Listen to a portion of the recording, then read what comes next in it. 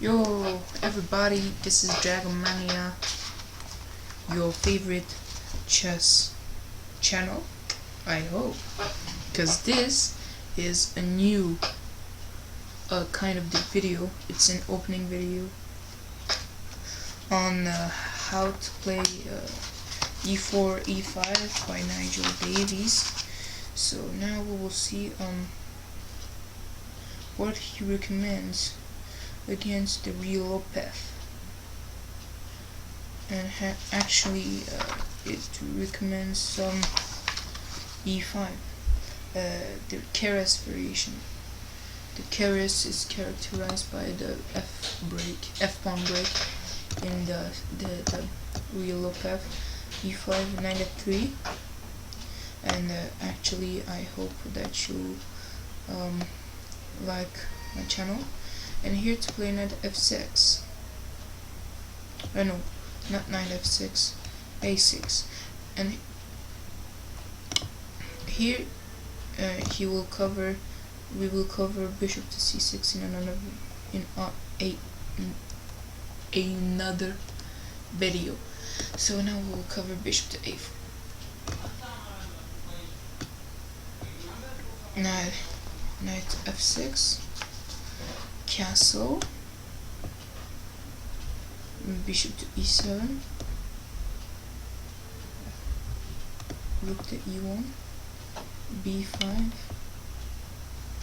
bishop to b3, d6, c3,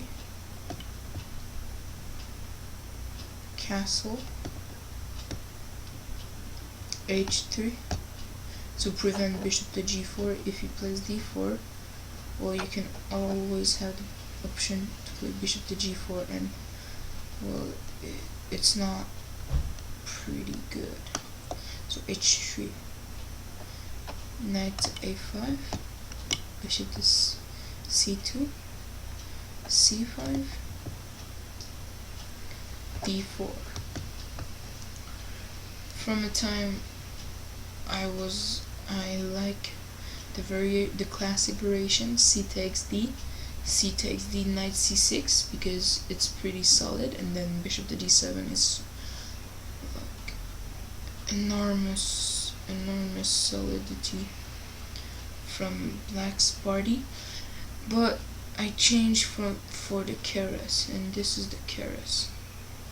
Keres is characterized by the move knight d7. We begin with the toe of Paul Keres. While preparing for the candidate tournament in Curacao 1962, I gave further thought to this position. I had a long time follower of this defense and wished to remain faithful to it in this tournament. Therefore, he played this move. But okay, then we will see now the game of Ponomariov, and the main move is knight to d2. Knight b to d2, and here it's to play the new idea for black, e takes d, and after c takes d, graphs approach, creating an unbalanced position pawn structure. Keres' interpretation was to play c takes d, knight c4, knight c6 to a standard Jaguarian defense. But here it is not the case. So we have c takes d, knight c6. Well, this was the case, but in a stranger way. Knight c6. Now to play d5. Knight c e5. Knight takes c5, knight takes, f4. Sorry, f4. This is somehow good move. The more direct approach, setting up a broad pawn center, is a4, rook to b8, a takes b, a takes b, f4 is very similar. C on Ponomariov. C on Ponomariov. So knight g6.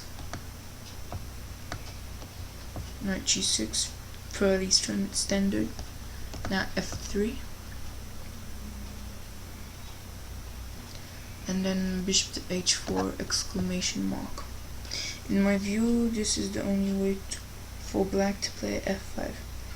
Has been played by some very strong player, but as far as I'm concerned, I was refuted in Budo No Davies. Knight takes h4.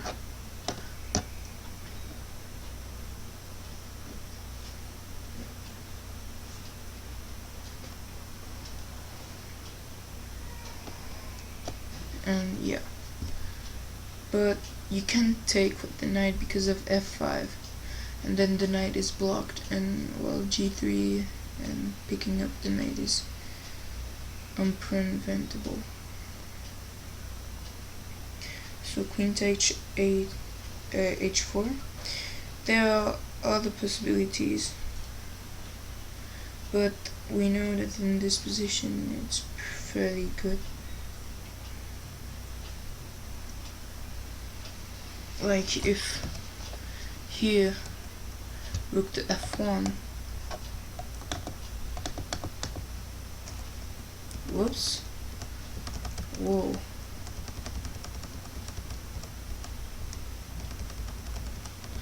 like here rook to f1 would be bad because of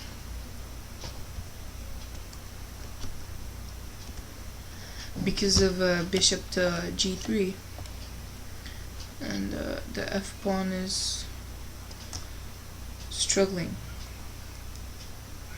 hitting the pawn on f4 in a way that was difficult to meet. f5 is met by knight g5. Whoa.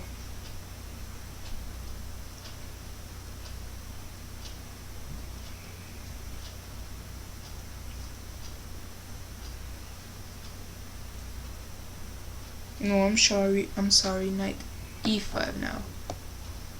Knight e5, knight g5, h6.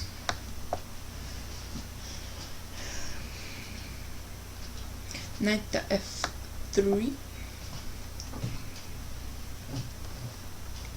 Knight takes f3, rook takes. No, queen takes. Bishop to e5.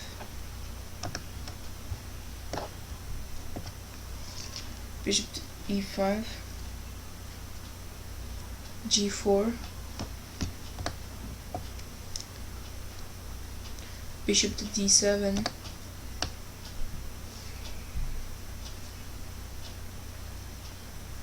King to h1. a5.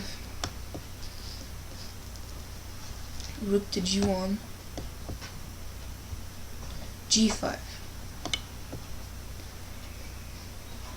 exclamation mark, h4,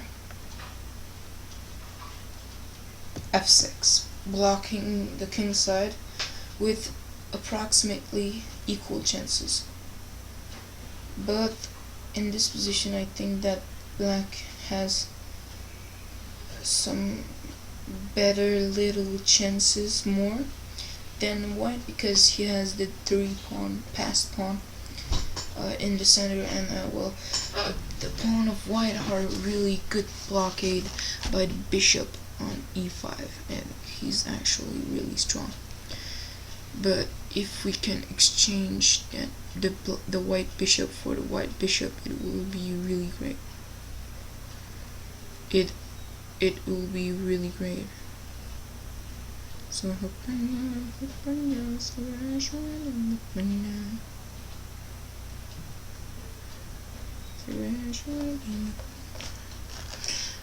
so yeah, this is my view of the part 1 of the Keres variation of the real lopez.